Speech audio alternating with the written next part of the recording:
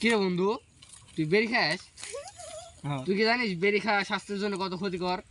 এতে ফুসফুস নষ্ট হয়ে যায়, কিডনি নষ্ট হয়ে যায়, নিঃশ্বাস নিতে কষ্ট হয়। এসব আর জীবনে খাবি না।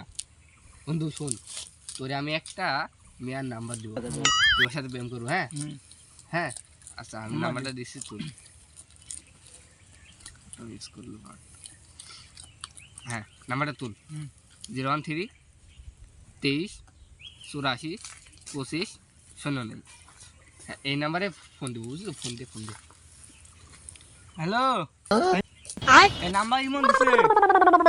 তুমি দিপারি না? কেমন আছো?